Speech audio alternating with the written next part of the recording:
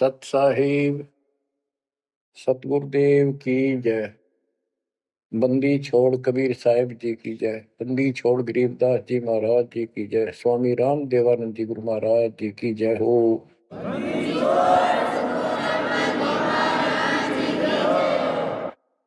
सर्व संतों की जय, सर्व भक्तों की जय, धर्मी पुरुषों की जय।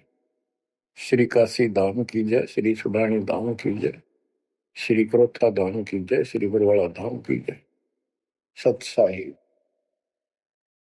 परम पिता परमात्मा कबीर जी की सीम कृपा से बच्चों आपको सूक्ष्म वेद का ज्ञान प्राप्त है। आप सूक्ष्म वेद बांच रहे हो, सूक्ष्म वेद सुन रहे हो, पढ़ रहे हो। ऋग यजु है श्याम अथर्व, चारों वेद चितभंगी रे। सूक्ष्म वेद बांच साहेब का, सोहंसा सतसंगी रे। सूक्ष्म वेद बांच साहेब का, सोहंसा सतसंगी रे। तीन लोक और भवन चतुर्दश, कोई नहीं सत्संगी। बच्चों ये बातें यदि आप पहले सुनते, आपको यह सब प्रमाण, ये संपूर्ण ज्ञान प्राप्त ना होता,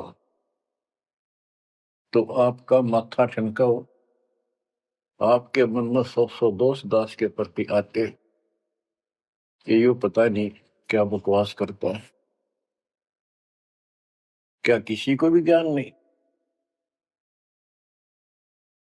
यही शंका आदरणीय धर्मदास साहिब जी के मन में आई थी संत जी के,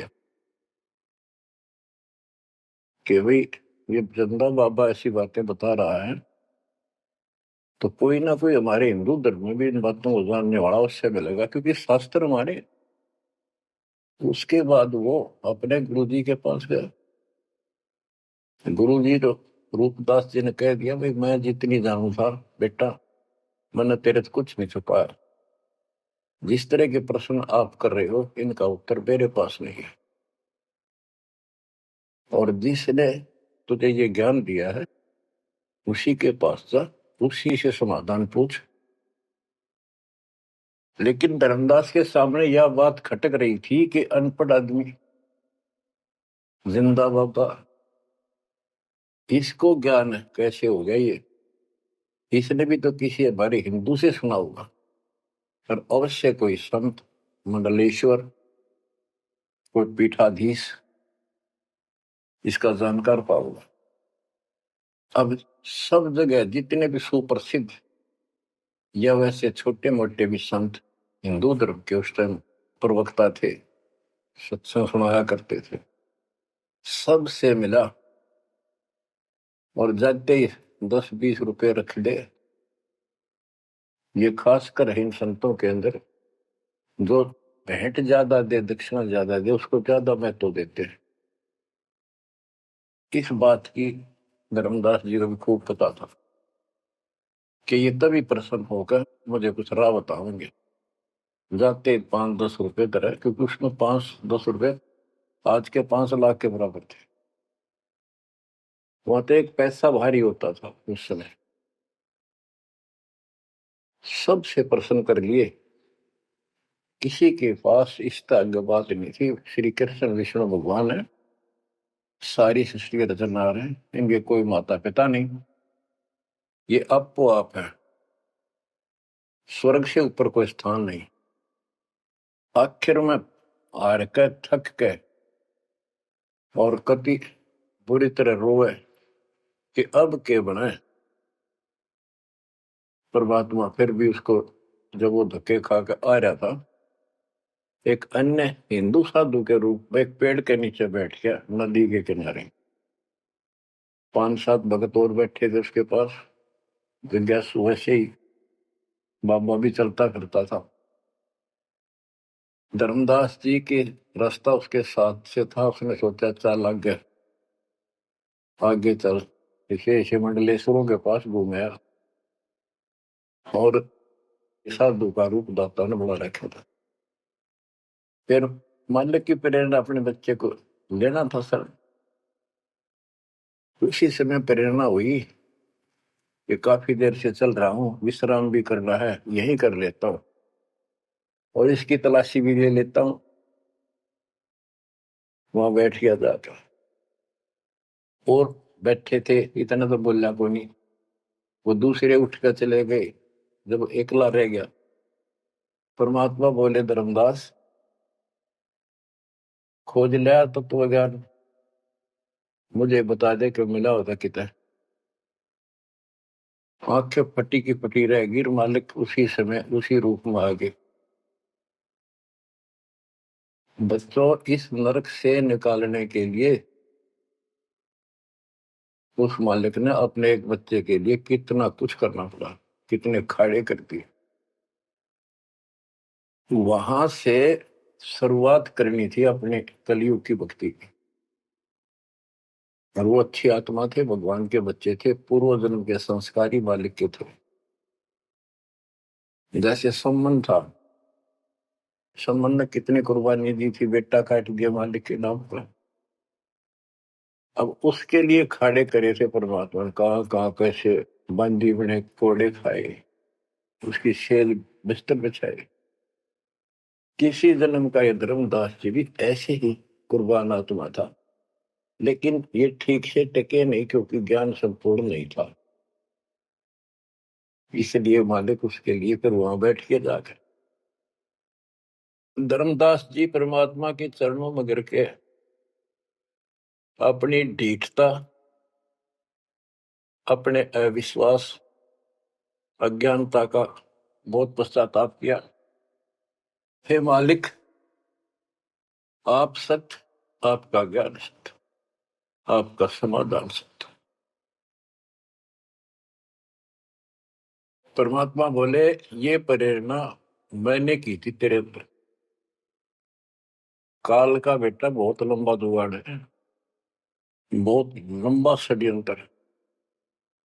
पाया किसी के पास ये ज्ञान, हे महाराज ज्ञान के वो तो गंध भरा, काम क्रोध सारा सड़ रहे हैं। तो बच्चों, अब आपको दास बताना चाहता है परमात्मा की महिमा और सूक्ष्म वेद वाला ज्ञान संत गरीबदास जी को प्राप्त हुआ परमेश्वर से। उनके सतगुरु और भगवान स्वयं कबीर साहब थे, जिनका गुरु भगवान और ज्ञान एक नंबर का। तो उस पर हमने विश्वास करना चाहिए, लेकिन विश्वास करने के लिए कुछ आधार होता है। हिंदू धर्म के लिए गीता और वेद, 18 पुराण, ये आधार है कि ये अध्यात्म के मूल ग्रंथ है। उन मूल ग्रंथों से आपको परमात्मा की वाणी सिद्ध कर दी। ऋग यजु है साम अथर्व, चारों वेद चित भंगी रे, सूक्ष्म वेद वाचे साहेब का, सोहन सा सतसंगी रे। 3 लोक और भवन चतुर्दश, कोई नहीं सत्संगी। क्यों? क्योंकि उनके पास ये तत्व ज्ञान नहीं। बच्चों, यजुर्वेद अध्याय 40 मंत्र 10 में यही कहा है, कोई तो भगवान को साकार कहता है, रामकृष्ण रूप में, अवतार रूप में आने वाला। अन्य कहते हैं वो कभी साकार होता ही नहीं, वो तो निराकार है।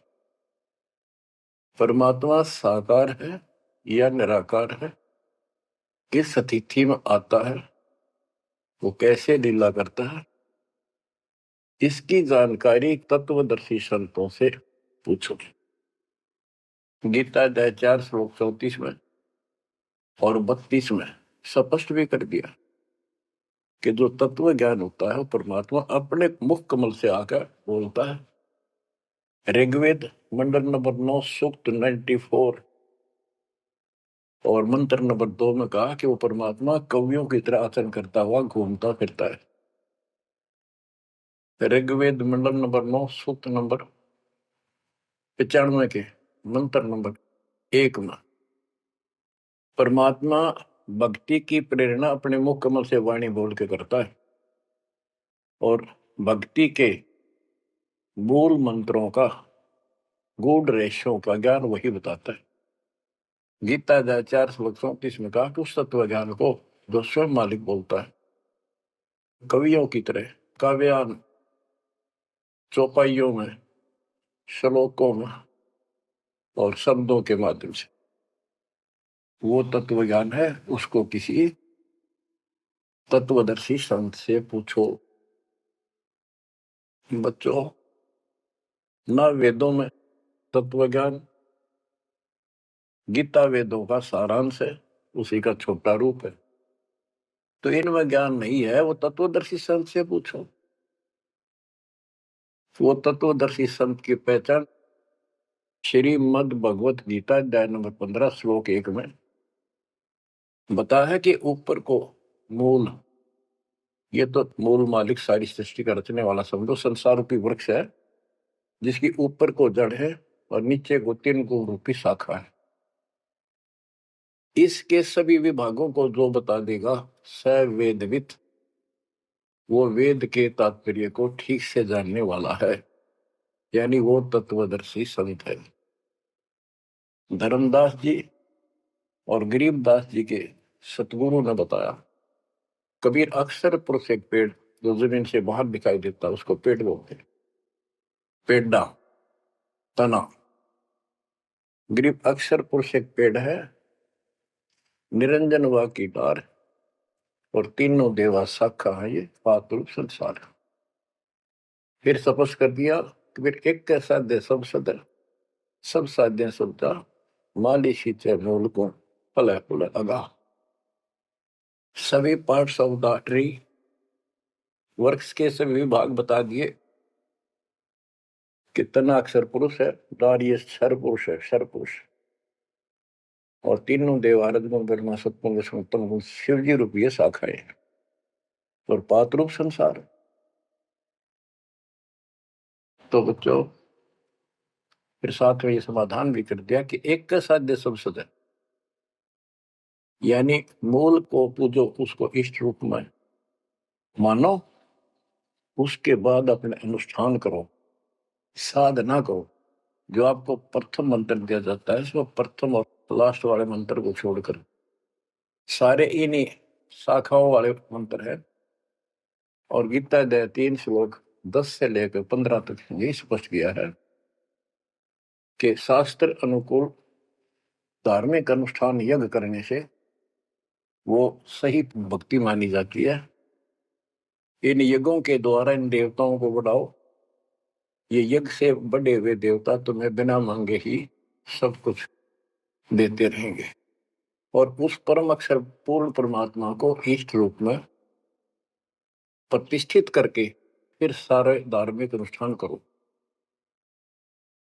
कहते हैं सब प्राणियों की उत्पत्ति अन्न से होती है, अन्न वर्षा से होता है।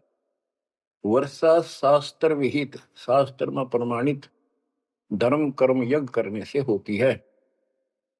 और कर्म लगाए ब्रह्म ने, क्योंकि सबके लोक माए तक काम करके खाना पड़ा, सतलोक में कोई काम नहीं था, बैठा सब परी मिला था। जैसे आप सकलोक आश्रमों में जाते हो, आपको सारा बना बनाया मिल रहा है, हर खाओ और भक्ति करो, सत्संग सुनो और आ जाओ। फिर बताया है कि सब प्राणियों की उत्पत्ति अन्न से होती है, अन्न वर्षा से होता है। वर्षा शास्त्र विहित, शास्त्रों के अनुसार किए गए अनुष्ठानों से होती है, यज्ञ से होती है। और यज्ञ शास्त्र अनुकूल कर्मों से होती है। कर्म लगाए ब्रह्म ने, ब्रह्म की उत्पत्ति हुई अक्षर पुरुष से। और अक्षर पुरुष यानी अक्षर का अर्थ यहाँ पर अविनाशी है। और जहां पर प्रकरण होता है एक से अधिक, अक्षर का अर्थ ही अविनाशी होता है। लेकिन सरपुरुष अक्षर पुरुष, सरपुरुष ब्रह्म है, ये काल है 21 ब्रह्मांड का स्वरूप, अक्षर पुरुष 7वें ब्रह्मांड का स्वरूप। और फिर परम अक्षर ब्रह्म क्यों कहा, परम अक्षर पुरुष, कि वो सब का मालिक वो है। तो इस प्रकार आध्यात्मिक ज्ञान को समझना है और उस परम अक्षर ब्रह्म को योगों में प्रतिष्ठित करके सारे अनुष्ठान करने चाहिए, तब सफलता हो। कबीर साहब ने बताया, कबीर एक कैसा दे सब सदे, सब साध्य सबका माली सींचे मूल को बुलागा। पुण्यात्माओं, इससे सिद्ध हो गया कि किसी के पास भी वेदों से हटकर ज्ञान नहीं था, वेदों में वो ज्ञान है ही नहीं जिसकी हमें जरूरत थी। इसलिए क्या रहा, अब इसके ऊपर चलेगा सत्संग शेष, संत गरीबदास जी की अमर वाणी, अथ कथनी बिना करनी का होगा। इसमें से कुछ वाणी सुनाएगा दास। जैसे आपको बताया गया कि काशी विद्यापीठ पट ब्राह्मण आते थे, उनको विद्वान माना जाता था, उनकी दुकान बढ़िया चला करती थी यहाँ भोले समाज में। तो गरीबदास जी उस पढ़ाई के बारे में कहते हैं जो वो पढ़ा करते हैं, केवल लोगों को ठगने के लिए। गरीब पढ़ना गुणना चातुरी, यह तो बात सुगम, सत सुकृत और बंदगी, या है बात अगम। के गीता वेद पुराण पढ़े लिए, चतुरता दिखा दी, बड़े बड़े लेक्चर झाड़ दिए, ये तो बहुत आसान है। लेकिन सत सुकृत, सच्ची भक्ति, सच्चे अच्छे कर्म और भक्ति, सच्ची भक्ति, बंदगी, प्रणाम, बंदगी के अंदर वजह सारा कुछ आ जाता है, भक्ति भी आ जाती है, मंत्र भी आ जाते हैं, प्रणाम भी आता। कई बार विशेष तौर पर बंदगी प्रणाम को बोलते हैं, बंदगी प्रार्थना भी कही जाती है। फिर बताते हैं कि सत्य सुकृत अच्छे कर्म और बंदगी, परमात्मा की स्तुति नमस्कार प्रणाम भक्ति सच्चे ढंग से पूरे गुरु से प्राप्त करके तत्व ज्ञान के आधार से करना, यह है बात अगम।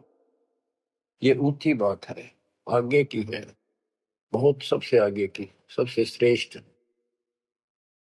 गरीब पढ़ना गुणना रोग है, उलझे दुनिया माही, 52 अक्षर में बंद रहे, आगे की सुध नाही। संस्कृत भाषा के 52 अक्षर बताए, इसको इसलिए सीधा अर्थ कहते हैं जो संस्कृत से सीमित है, इन ग्रंथों तक सीमित है, इनमें वो ज्ञान है नहीं। ये उलझे दुनिया में, ये 184 के चक्कर में रह गए। गरीब पढ़े गुणे पावे नहीं, अनपढ़ने से न्यार, अनकोचर छंद है कैसे पावे पार। कहते पढ़े गुणे पावे नहीं, अनपढ़ने से न्यार, यानी जो चतुरता दिखाने के लिए पढ़ते हैं वो कभी नहीं परमात्मा प्राप्त कर सकते, ना वो ज्ञान मिले। अनपढ़ने से न्यार, के बिना पढ़े भी बात नहीं बने। अब जैसे आप अक्षर ज्ञान प्राप्त कर रहे हो, आप भले ही अपनी रोजी रोटी के लिए कर रहे हो, लेकिन अब इस पढ़ने से आपको अपने मूल ग्रंथ समझ में आ जाएंगे। ये सूक्ष्म वेद है, इसके अंदर जो गूढ़ रहस्य है वो अन्य वेदों से भी उत्तम और गहरे हैं। इसमें कह दिया पढ़े गुणे पावे नहीं, यह पढ़ाई है वो तो मूर्ख बनाने की। अनपढ़ने से ना, जो नहीं पढ़े वो भी दूर रहेंगे। हमारे को अक्षर ज्ञान नहीं था, इसलिए हम इन चतुर लोगों की बातों में फंसे रहे। गरीब वेद कथें चित चूक है, मन में मान मरोड़, कहने मात्र के तो पंडिता, ये होते लिखे ढोर। कि इन वेदों के पढ़ने मात्र से कुछ भी हासिल नहीं होना, क्योंकि वो ज्ञान है ही नहीं जी। अपने को जरूरत है मोक्ष प्राप्त हो, और वो ज्ञान मालिक प्रत्येक युग में आकर बोलते हैं, पर कदर नहीं बनी। गरीब वेद कथे चित चूक है, मन में मान मरोड़, अहंकार, और कहने मात्र के तो पंडित हैं, ये वो दिल्ली के ढोल के 84 लाख योनियों में जाएंगे। अब जैसे एक बहुत ही अच्छा उदाहरण दिया संत गरीबदास जी ने, बच्चों ये गाना बजाना समय के अनुसार शब्द भी सुनाए जाते हैं, और ये कड़वी गोली भी खिलाई जाएगी, तब ये रोग कटेगा। सारा ट्रीटमेंट कंप्लीट करना पड़ता है। अब ध्यान से सुनो। पुराने समय में तिलों से तेल निकाला जाता था। वो व्यक्ति जो काम ये करते थे उनको तेली बोलते थे। वो एक कोल्लू लगाते थे। वो कोल्लू एक मशीन होती है जिसमें 3-4 गिरारी सी होती, मोटी मोटी भारी भारी, और उसके ऊपर एक ऐसा पात्र लगा होता है जिसमें नीचे सुराख होता है, और उसमें सरसों डाल दी, तिल डाल दिए, तो धीरे धीरे नीचे जाता रहता। कोल्लू चलता है एक लंबा लकड़, कम से कम भी 15-20 फुट लंबा। उस कोल्लू को चलाने के लिए एक लंबा लकड़ फंसा के, और उस लकड़ को पाट बोलो उसमें, लाठ पाट, उसको बैल से चलाया जाता था। और वो बैल उस लकड़ की जितनी लंबाई होती है उसके में ही सर्कल में घूमना होता था उसको। वो सर्कल होता था, उसके एक सर्कल में घूमता था, सेम कति फिक्स्ड होता था उसका डायमीटर। उसी परिधि में वो बैल घूमता रहता था, और उधर से कोल्लू चलने से तेल निकलता। उस कोल्लू को चलाने के लिए एक बैल का प्रयोग किया जाता था। वो उस लकड़ लंबे लठ 15-20 फुट 25 फुट लंबे लठ के एंड पे लास्ट में एक कुंडा डाल कर उसमें रस्सा बांध कर, और उस बैल के दोनों तरफ कंधे से बांध दिए जाते थे रस्से, और उसको चलाया जाता था। तब वो कोल्लू घूमता था, और उसमें डाले हुए सरसों या तिल, उनका तेल निकलकर बाहर आता था। वो तेली कहलाता था, और उसको खींचने वाला तेली का बैल का है। उस बैल के आंखों पर पट्टी बांध दिया करते थे, और एक आदमी उसके पीछे होकर 2-3 बार उसका लठ मारता जोर के, और वो बहुत तेज चलता। तो फिर उसको ये भय हो जाता कि लठ तेरे पीछे पीछे है। वो अपने आप स्पीड में रहता था, और इस तरह वो कोल्हू सारा दिन चलता था। बीच में थोड़ी बहुत देर पानी पिला दिया, चारा खिला दिया, फिर जोड़ दिया जाता। तो उसका केवल सीमित दायरा था, उससे 12 कदम भी नहीं जा सकता था वो। अब इसके ऊपर ये कुछ वाणियां आपको समझाने के लिए बताना पड़ा। इतना गजब का ज्ञान दिया इसने, 100 का 100 सत्य है। गरीब वेद कथे चित चूक है, मन में मान मरोड़, कहने मात्र के तो पिंडता, ये हो तेली के डो। ये अगले जन्म में तेली के बैल बनेंगे। एक तो उदाहरण ये दिया है कि वो साधना ठीक नहीं करते तो शुद्ध नहीं हो जाएगा। फिर पीछे तू पशुआ की जय गद्दा बैल बनाई, ये 56 भोग कहाँ मन भोरे, कहीं कुरड़ी चरने जाई। इस वाणी का तो ये अर्थ है। अब इसके ऊपर आगे देखो। गरीब आंख बंद है दिखे नहीं, चल मारो मार तेली के तो बैल को घर ही कोस हजार। के आंख बांध दी बैल की और उधरता चलो मारो मार, वो सपेटते चलता रहता। उस तेली के बैल को उस सर्कल के अंदर ही सारा दिन एक महीने में 50,000 कोस एक महीने में तय कर देता, यानी एक कोस 3 किलोमीटर, यानी 1.5 लाख किलोमीटर वो एक महीने में पूरे कर देता। उसमें चल चल के इतना सफर तय कर लेता, रहता वही ठेकान, एक कदम उससे बाहर नहीं जाता। बच्चों ये स्पिरिचुअल लेक्चर है या आध्यात्मिक घंटी दे रहा हूं आपकी स्कूल की। इसको ऐसे समझाने से आपके अंतःकरण में योगदान रचेगा। एक क्या होता था पहले, जैसे फसल होती थी गेहूं चने, इनको अलग करने के लिए भूस से एक गाटा जोड़ा जाता था, गाटा। उसके बीच में एक लठ गाड़ के मोटा था, उसका रस्सा बांध के फिर 5 7 10 पशु, जिसमें भैंस गाय काटड़ा काटड़ी ऐसे शरीर में बांध दिए जाते थे, और बीच में लठ गाड़ दिया, उसके चारों तरफ वो भूस डाल देते थे, चने या गेहूं। क्योंकि दास ने देखा है हम किसान के गर्जनों था, इसलिए 90% बच्चे किसान वालों को पता नहीं, जो शहर में रहते हैं वो भूसे कैसे निकलता था, जिसकी ये वाणी जिस बारे बोली है। अब तो मशीनों से निकल जाता, कट कट कट कट 1 घंटे में। पहले महीना महीना लगे रहा करते।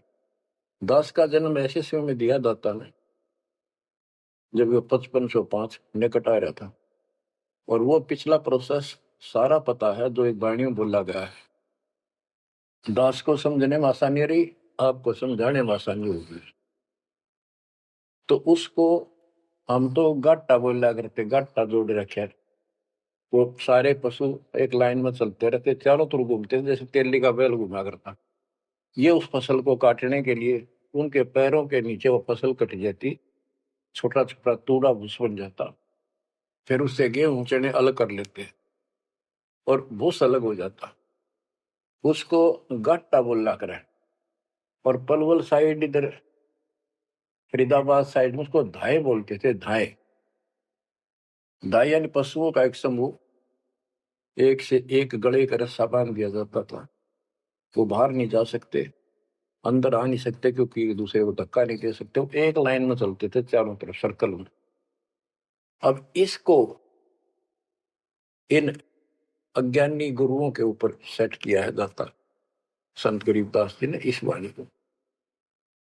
गरीब दाएं जुड़ी अज्ञान की गह घाटा ठोर, एक पेड़ चाले नहीं काट बड़ी बड़ी खोर। के जैसे वो पशुओं के द्वारा धाए जोड़ के घुमाई जाती है और वहीं घूम रहे होते, उससे अलग एक कदम नहीं जा सकते। तो जितने भी ये संत हैं, इन्होंने अपने अपने चेले बांध रखे, अपने अज्ञान वाले लटके। गुरु बनकर बैठ गया और उसको पशु बांध रखे, पशु पुत्र। वो इस जन्म मरण के चक्कर में यही गाटा गा रहे हैं, यही दाएं चल रही है उनकी। एक पेड़ चाले नहीं और कड है बड़ी बड़ी खोर। खोर मैंने बड़े बड़े कदम रखे, तेजी से चलना, पाथे डंडे लगे होंगे। तो ये सारे जितने भी चेले हैं, उनके जितने गुरु हैं, उनके जितने शिष्य हैं, उनको तो धाए बताई ये गाटा, और इस जन्म मरण के चक्कर को एक ये सर्कल बताया कि इसी में ये घूम रहे हैं। एक कदम इस तरह बाहर नहीं जा पाए। जाना सतलोक है। जैसे किसी ने सफर करना है तो कदम जितने रखेगा मंजिल की ओर होते हैं, ठीक रास्ते पर। और ये वहीं बांध रखे स्वार्थवश जिसने पशुओं को, वो तो उस सर्कल में घूम सके, उस तो बाहर जा ही नहीं सकता। गरीब दाएं जुड़ी अज्ञान की गह गहाटा ठोरे, एक पेड़ चाले नहीं, काट बड़ी बड़ी खोर। गरीबदास जी ने कहा है, कोई है रे परले पार का, जो भेद कहे झनकार का। वारई गोरख वारई दत्त, यानी ये सब वार द्रु प्रहलाद अर्थ, वार ही सारे ब्रह्मा भी वार, ये भी वार सारे, ब्रह्मा विष्णु महेश यही पर, दुर्वासा वार, ये गह गाटा ठोर। गरीब चार वेद सठ शास्त्र, पढ़े 18 पुराण, सतगुर पूरा मिला नहीं, पंडित हो सी सवान। ओह, कबीर साहब कहते हैं, गुरु बिन काहू न पाया ज्ञाना, जो तो था वो छड़े किसाना। गुरु बिन वेद पढ़े जो प्राणी, समझे अनुसार रहे ज्ञानी। बच्चों, एक तो होती है मान बढ़ाई अहंकार, और एक सच्चाई जो होती है वह मान बढ़ाई नहीं कहलाती। जैसे दास कह रहा है, और जब आपको भी समझ आ गई है, स्पष्ट होगा, आपको पता लग गया है कि गुरु बिन वेद पढ़े जो प्राणी, समझे ना सार रहे अज्ञात। वेद पढ़े पर वेद न जाने, ये वाचे पुराण 18, और पत्थर की पूजा करे। भूल गए सिद्धदारा, श्राद्ध निकलवावे, पत्थर पूजवावे। क्या इन्हें वेद पढ़े, क्या इनको गुरु मिला? जय सतगुरु की संगत करते, ये सकल कर्म कट जाए, ये कोई झंझट नहीं करना पड़ता। अमरपुरी पर आसन होते सतलोक में, जहाँ कोई कष्ट नहीं, जहाँ दुख ना चाहे। तो दास ये कहे कि या तो भगवान कबीर साहब मेरे गुरु भगवान और गरीबदास, और चौथा दास, इनके अतिरिक्त, वर्तमान में दास के अतिरिक्त विश्व में किसी के पास ना वेद ज्ञान, ना गीता ज्ञान, ना कुरान और बाइबल ज्ञान, किसी को किसी प्रकार का ठीक ज्ञान नहीं। इसको कोई कहे ये मान बढ़ाई करता है, उसकी अपनी समझ है, अपनी सोच है, लेकिन यह 100% सच्चाई है। जैसे 2000 के नोट पर, या 1000 के नोट पर, 500 के नोट पर यह लिखा है कि मैं धारक को 500 रुपए देने का वायदा करता हूं, तो क्या उसने मान बढ़ाई कर रखी है कि ये नोट अपनी बढ़ाई करता है, छाती पे लिखवा रहा है? वो सच्चाई है, वो लिखना भी जरूरी है।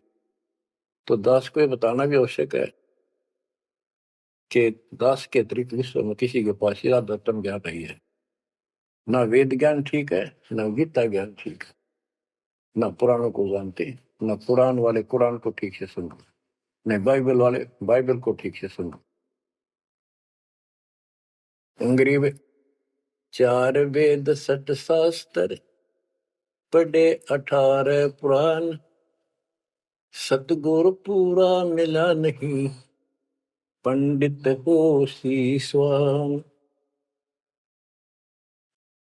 अंग्रेज 4 वेद सठ शास्त्र, पढ़े 18 बोध, खसम बांझ के होते है, पर बेटा नाही गोद। एक अजब गजब उदाहरण दिया है कि इन 4 वेद और 18 पुराणों को पढ़ने से तो ऐसी दशा है, ये दिखे पंडित गुरु शिष्य दोनों हैं, गुरु भी हैं, उनके शिष्यों की कमी नहीं, लेकिन बांध स्त्री का संतान नहीं होती, उसका पति भी होता है। इसी प्रकार इनके गुरु भी है, ये शिष्य भी है, इनमें भक्ति रूपी लाल बनेगा नहीं। बच्चों, एक एक बात कहीं नहीं सकता, लाख टके की है, अरब टके की। गरीब भावे 100 करोड़ गीता पढ़ो, 100 करोड़ भागवत, बिना सतनाम व्यर्थ है, बचे काल न मोत। गरीब घृत अग्नि में डाल कर, पंडित कर है होम। सुर वासना जात है, क्या करत है होम। गरीब सुमरण सेवा बंद की, सब कोई जानत खूब। बिन सतगुर क्यों पाइए, कबीर से महबूब। ओए होए। के ये पंडित लोग हवन करते हैं, इसका क्या लाभ है कि देवताओं तक इसकी वासना जाती है, स्मेल, गुड स्मेल जाती है, और जिसके वश होकर वो हमें यहाँ राहत देते हैं। तो ये तो हमें सिर्फ हमारी इस भक्ति में एक सहयोगी है, एक आइटम है हवन यज्ञ। हमने पांचों करनी पड़ेंगी तब तो ज्यादा लाभ होता है। किसी रोग का ट्रीटमेंट पूरा ही करने से बात नहीं है। गरीब सुमन सेवा बंदगी, सब कोई जानत खूब। अब भक्ति भी करनी चाहिए, सुमन भी करना चाहिए, पर कहते बिन सतगुरु क्यों पाइए। ओए, सतगुरु के बिना कैसे मिलेगा वो कबीर से महबूब। वो भगवान कबीर से ऐसे प्रिया, तुम प्रिय भगवान हमारे कैसे पाओगे। ये दूसरे संत बनावटी इतने गजब के हो जाएंगे, क्या बात। सिर पर उस्तरा करा लिया, माथे पर 3 तिलक, माला 4-5 डाल ली, लाल भगवा वस्त्र धारण कर लिए, और बैठ जाते हैं कतिया करके। गरीबदास जी कहते हैं, गरीब कोरा कलश कुम्हार का, ऊपर चित्र अनूप। वस्तु नीति समझ है, जैसे जलवन को। ऊपर तो ढूंढा साध का, अंतर रख्या खो। ऊपर तो साधु दिखे गजब का, बनावटी सी जबरदस्त, जैसे कुम्हार का, यानी कोरा कलश कुम्हार से लाए, उसके ऊपर कितनी अच्छी चित्रकारी होती है, उसमें जल है, नीचे चट्ट है उस चित्रकारी में। ऊपर का दिखा क्रमिया जो संत ऐसा है जिसके पास यथार्थ ज्ञान नहीं है, वो तो ऐसा है जैसे कोरा कलश कुम्हार का, ऊपर चित्र अनूप। वस्तु नीतिस्मद है, जिसके लिए लाए तो जल है नहीं मीठा। और जैसे जल बिन कुआं, जैसे कुआं बिना पानी का के काम। गिरी पांचों मुद्रा पिंड में, आग बुजुर्ग शरीर। 52 गंडे गंग है, खेवट जहां कवि। कहते ये शरीर, स्थूल शरीर में 5 मुद्रा है, उनमनी खेचरी भूतरी चाचरी आदि। और इससे आगे बदर शरीर है, सूक्ष्म शरीर और है। कहते उससे पार करने के लिए सतगुरु कबीर साहब का सच्चा गुरु मिलेगा जो बात बनेगी। गरीब नाम सार है निर्मला, सार नाम ये निर्मल है। पाक नूर निर्वाण, दास गरीब कबीर को भक्ति दी है दान। बच्चों, ये अमृत वचन है, बहुत गूढ़ और गहरे है, और आपके लिए जैसे गीता उंगलियां पर उठवा दी, वेदों का सार निकाल के आपके समक्ष रख दिया। छोटे छोटे बच्चे समझ रहे इस बात को, जो तीसरी चौथी कक्षा में पढ़ रहे, और जो इन काशी विद्यापीठ में पढ़ने वालों के आज तक समझ नहीं आई। तो who is Guru, who is सतगुरु, और हु इज गॉड, ये आप अच्छी तरह समझ चुके हो बच्चों। परमात्मा आपको इतना दर्द कर दे, जैसे सम्मन की और सेऊ थे, आप इतने दर्द हो जाओ। गरीब महिमा की जय संत की, तन मन धन सब दे, सिर मांगे टाला नहीं, मोर ध्वज लग ले। यानी ऐसी परिस्थिति परमात्मा के प्रति, किसी परिस्थिति ऐसी आ जाती है तो मालिक से दूर नहीं हो, कितनी ही कठिन परिस्थितियों से गुजरना पड़े। आज हम थोड़े से कष्ट को देखकर भगवान से दूर हो गए, फिर अगले जन्म में क्या होगा? फिर पीछे तू पशुआ की जय गद्दा बैल बनाई, ये 56 भोग कहाँ मन भोरे, कहीं कुरड़ी चरने जाई।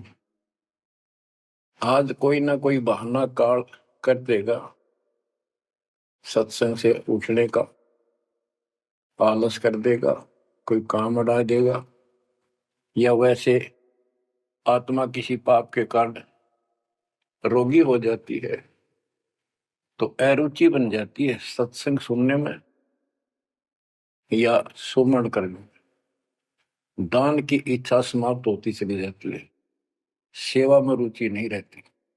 तो उस समय के लिए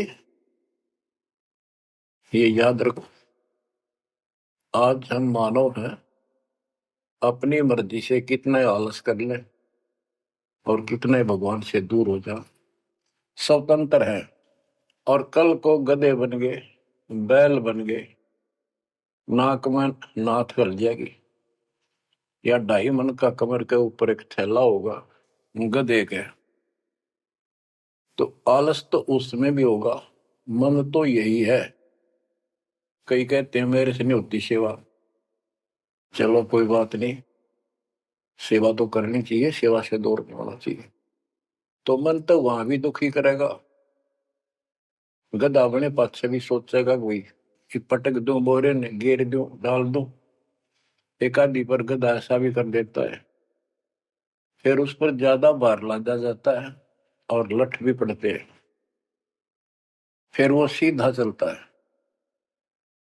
इसलिए इस मन पापी को आत्मा यही समझा सुड़ डाले, दाता से दूर ना हो।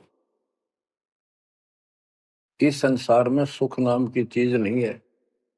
यदि सुख होगा, या जो नकली सुख भी अगर चाहिए तुम्हें यहाँ का, तो इस दाता के चरणों में मिलेगा, रहोगे तो मिलेगा।